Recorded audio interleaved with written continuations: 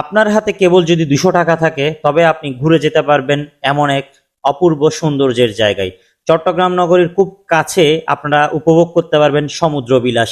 কিভাবে আসবেন, কখন আসবেন, সবকিছু নিয়ে থাকছে আজকের এই ভিডিও। চট্টগ্রাম আন্দরকিল্লা থেকে একটি রিক্সা নিয়ে আমি প্রথমে চলে যাই নতুন ব্রিজের উদ্দেশ্যে। আপনারা যেখান থেকে আসুন না কেন, চট্টগ্রামের যে জায়গা থেকে আসুন না কেন, আপনাদের প্রথমে আসতে হবে নতুন ব্রিজ। নতুন ব্রিজ আসলে আপনারা অনেকভাবেই যেতে পারবেন।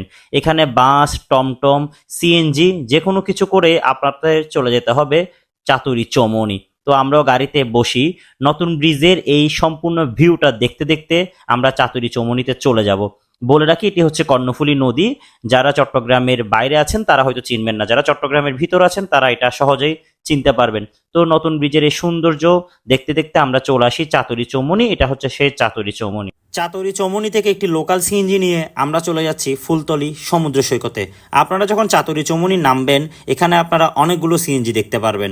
যেখানে একটা সিএনজি করে আপনারা চলে আসতে পারবেন এই ফুলতলি সমুদ্র সৈকতে। ফুলতলি সমুদ্র সৈকতে আসার পথে আপনারা এ ধরনের ভিউ উপভোগ করতে পারবেন। এখানে যে নৌকাগুলো দেখছেন সেগুলো আসলে এক্সপায়ার ডেট চলে গেছে, জাস্ট এখানে পড়ে রয়েছে। যাই হোক, এই পুরো দৃশ্য উপভোগ করতে করতে আমরা যাচ্ছি সামনের দিকে। আপনারাও ঠিক একইভাবে সামনের দিকে চলে আসবেন এবং অবশেষে দেখতে পাবেন এরকম একটা ভিউ। ফুলতলি এই সমুদ্র সৈকতটা দেখতে অত্যন্ত সুন্দর।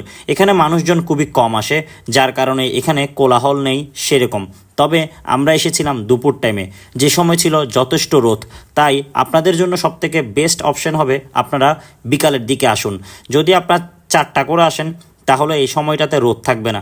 যদিও এখন শীতকালে রোদের তীব্রতা খুবই কম, তারপরও বিকালের দিকে আসলে আপনারা একটা ভালো ভিউ এখানে উপভোগ করতে পারবেন। মাত্র 200 টাকা খরচ করে আপনাদের যাওয়া আসা দুটোই হয়ে যাবে। চট্টগ্রাম শহরের খুব কাছে এমন একটি জায়গায় সমুদ্রবিলাস করতে পারাটা আসলে খুবই মজার। তাই আপনারা চলে আসতে পারেন সমুদ্রবিলাস করতে চট্টগ্রাম শহরের খুব কাছে এমন একটি জায়গাতে। আপনারা যারা ফ্যামিলি কিংবা বন্ধু বান্ধব নিয়ে আসতে চান তারা খুব ইজিলি এখানে আসতে পারবেন। আর জায়গাটা সম্পূর্ণ সিকিউরিটি আছে, তাই কোনো ধরনের অপ্রীতিকর ঘটনা ঘটবে না। তবে সন্ধ্যার আগে আগে করে চলে গেলে ভালো। এত পরিমাণ যে বাতাস, সেখানে আসলে আপনার মন অবশ্যই ভালো হয়ে যাবে, ভালো হতে বাধ্য। কারণ জায়গাটা অত্যন্ত সুন্দর। আমরা তো সবাই পতেঙ্গা সমুদ্র সৈকতে যাই, এই জায়গাটা আসলে অনেকটা পতেঙ্গার মতো। এখন অনেকটা রোদ, প্রায় দুপুর 2টা বাজে, যার কারণে আসলে রোদের তীব্রতা অনেক বেশি। তো আপনারা চাইলে ঘুরে আসতে পারেন এত সুন্দর একটা জায়গার মধ্যে। এবং এই জায়গাগুলোতে আসলে আপনারা অনায়াসে কয়েক ঘন্টা বসে ইজিলি আপনারা কাটাইতে পারবেন।